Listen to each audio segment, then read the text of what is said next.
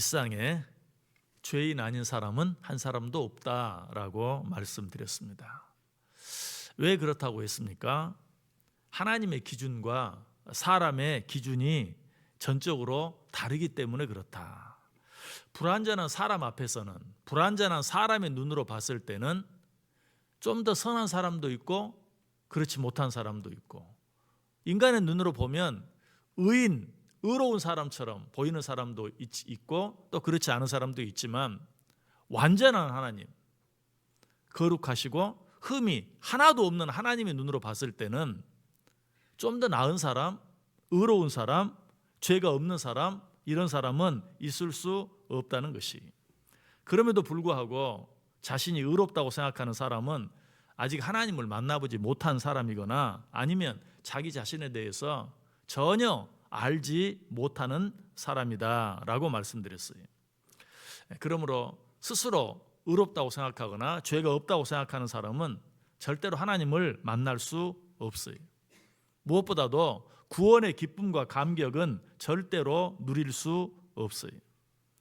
그러므로 하나님을 진정으로 만나기 위해서는, 그리고 구원받은 자로서 구원의 기쁨과 감격을 온전히 누리며 살기 위해서는 무엇보다도 먼저 자기 자신이 죄인임을, 죄인도 그냥 죄인, 뭐 좀 더 나은 죄인, 괜찮은 죄인, 그런 죄인이 아니라 죽을 수밖에 없는, 또 이 세상에 있는 모든 자들은 다 똑같이 죽을 수밖에 없는 죄인임을 인정할 수 있어야 된다라고 말씀드렸습니다. 자, 그런데 우리가 죄인임을 인정한다는 것은 좀 더 구체적으로 무엇을 말하는가?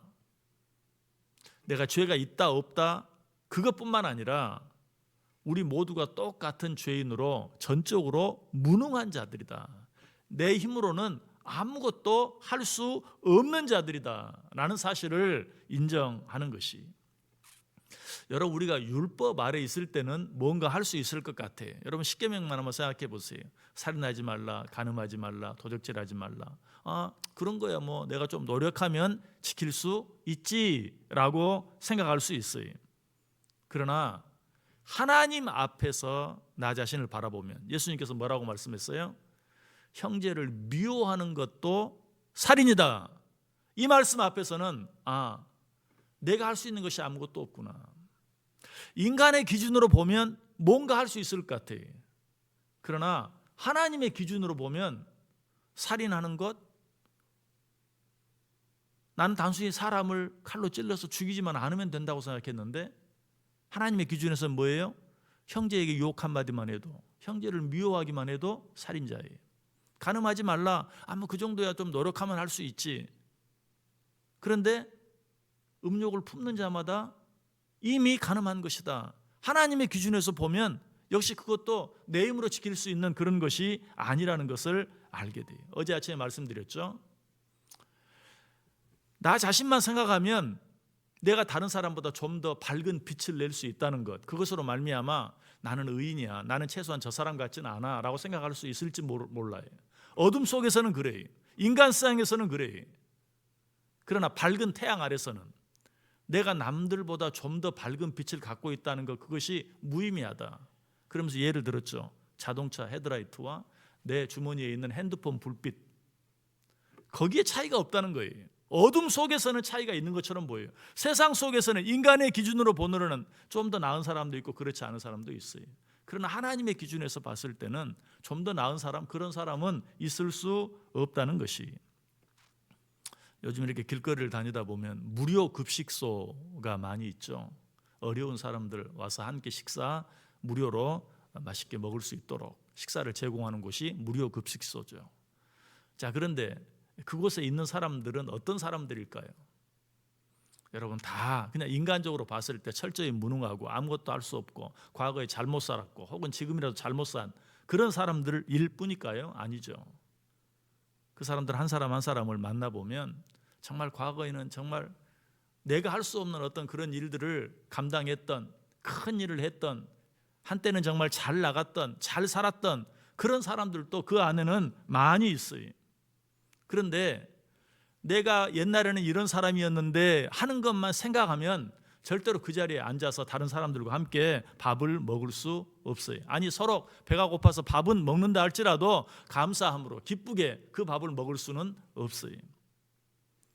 내가 과거에는 어떤 사람이었든지 이제는 내 힘으로 할 수 있는 것이 아무것도 없어서 이 시간 여기에서 주는 밥을 내가 먹지 아니하면 한 끼를 해결할 수 없다는 그런 사실을 인정하지 않으면 거기에 같이 앉아 있을 수도 없고 그 밥을 기쁘게 감사함으로 받아 먹을 수도 없는 것이 철저하게 무능해진, 지금은 아무것도 할 수 없는 그런 사실을 인정할 때만 그 밥을 받을 수, 그 자리에 앉을 수 있고 그 밥을 받을 수 있고 그리고 그 밥을 맛있게 먹을 수 있는 것이, 마찬가지 우리 모두가 똑같은 죄인임을 확실히 인정할 때 비로소 우리는 하나님 앞에서 진심으로 기도할 수 있고 하나님 앞에서 온전히 찬송할 수 있으며 하나님 앞에서 진정으로 예배할 수 있어요. 여러분이 혹시 내가 하나님 앞에 예배 드리는데 기쁨으로 예배 드리기가 쉽지 않아요. 하나님 앞에 예배를 드리는데 그 예배가 내게 은혜가 되지 않아요. 그렇다면 그 이유가 무엇이라고 생각하십니까? 예배 자체에 문제가 있어서? 아니, 나 자신의 문제가 있기 때문에 그래요. 나의 철저히 무능함, 나 혼자는 내 힘으로는 내 능력으로는 아무것도 할 수 없다는 사실을 인정하지 않으면 하나님께서 기뻐할 수 있는 내게 은혜가 되는 온전한 예배를 드리기가 쉽지 않다는 것이. 그러나 나의 무능함을 철저히 인정하고 내가 죄인임을 온전히 인정하고 하나님께 예배를 드릴 때 비로소 모든 것이 은혜가 되고 모든 것이 기쁨이 되며 모든 것이 감사가 될 수 있어요. 예수님은 죄인들을 위해 이 땅에 오셨습니다. 그래서 예수님께서 이 땅에 오셔서 뭐라고 말씀하셨습니까? 우리 그 말씀 한번 같이 읽어볼까요? 마태복음 9장 12절 말씀 같이 읽습니다. 예수께서 들으시고 이르시되 건강한 자에게는 의사가 쓸데없고 병든 자에게라야 쓸데있느니라. 결국 이 말씀은 무슨 말입니까? 예수님께서는 죄인들을 위해, 좀 더 정확히 말하면 자기가 죄인인 줄 알고 죄인임을 인정하는 자들을 위해 이 세상에 오셨다는 것이, 자기의 병을 인정하는 자에게 의사가 필요한 것처럼 우리 예수님께서도 병든 자에게라야, 자기가 죄인임을 인정하는 자들에게라야 필요한 분이다라고 말씀하고 있어요. 그래서 바로 그 다음 절에 또 계속해서 뭐라고 말씀하십니까? 그 말씀도 같이 읽어볼까요? 마태복음 9장 13절 말씀, 너희는 가서 내가 긍휼을 원하고 제사를 원하지 아니하노라 하신 뜻이 무엇인지 배우라. 나는 의인을 부르러 온 것이 아니요 죄인을 부르러 왔노라 하시니라. 아멘. 여기 보면 참 재밌는 말씀이 있죠. 긍휼을 원하고 제사를 원하지 않는다. 하나님, 내가 지금 하나님 앞에 이렇게 예배드립니다, 이렇게 말하는 자들, 이렇게 생각하는 자들 내가 원하지 않는다. 어떤 자들을 원한다? 긍휼을 원하는 자. 하나님, 나는 하나님 앞에 이렇게 머리 들고 하나님 앞에 예배 드릴 수도 없어요. 내가 어떻게 하나님께 기도합니까? 내가 어떻게 하나님을 찬양할 수 있습니까? 나는 그런 자들을 원한다 라고 말하고 있어요. 그리고 뭐라고 말해요? 나는 의인을 부르러 온 것이 아니요 죄인을 부르러 왔노라. 하나님 보시죠, 내가 이렇게 하나님께 예배드리고 있어요. 이 이른 새벽에 하루 첫 시간에 하나님 앞에 나와 하나님께 예배드리고 있어요. 나는 그런 자를 원하지 않는다. 어떤 자를 원한다? 하나님, 나는 이 시간에 여기 나오지 않으면 안 되는 자예요.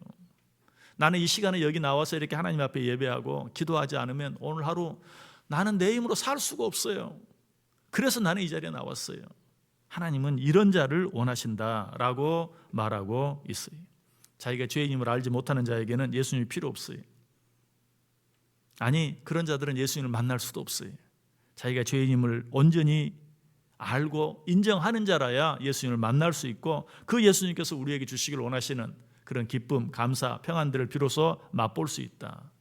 죄인임을 인정하는 자라야 하나님과 하나 되어질 수 있고 죄인임을 인정하는 자라야 다른 사람과도 비로소 하나 되어질 수 있어요. 그렇게 되기 전까지는 우리가 행하는 모든 도덕, 모든 선행 다 가식이요 이손일 수밖에 없어요. 우리가 드리는 모든 기도, 모든 예배도 다 쇼에 불과해요. 하나님, 나는 죄인입니다. 이 자리에 있을 수 없는 죄인입니다 라고 인정할 때만 비로소 우리가 드리는 기도, 우리가 드리는 찬양, 우리가 드리는 예배 모두가 진정한 기도, 찬양, 예배가 될 수 있고 하나님이 기뻐 받으실 수 있는 기도, 찬양, 예배가 된다는 것이 오늘날 사람들 앞에서 진정한 그리스도인으로서의 삶을 살아가기를 원하십니까?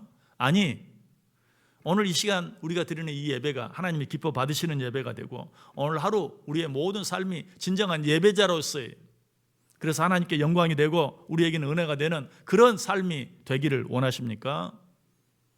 내가 죄인임을 철저하게 인정할 수 있어야 돼요. 그렇게 할 때 내가 하나님과 하나 되어지는 것을 경험하게 돼요. 그렇게 할 때 내가 내 이웃과 하나 되어지는 것을 경험할 수 있어요. 아니, 그렇게 할 때 내 힘으로는 도무지 할 수 없는, 내 힘으로는 도무지 풀 수 없을 것 같은 문제가 어느 순간에 풀어져 있고 사라져 있는 것을 느끼게 되고 깨닫게 된다라는 사실이에요. 어떻게 할 때? 내가 죄인임을 인정할 때, 내가 죄인임을 철저히 깨달을 때. 오늘 우리 가운데 이 은혜, 이 축복이 넘칠 수 있기를 주님의 이름으로 간절히 축원합니다.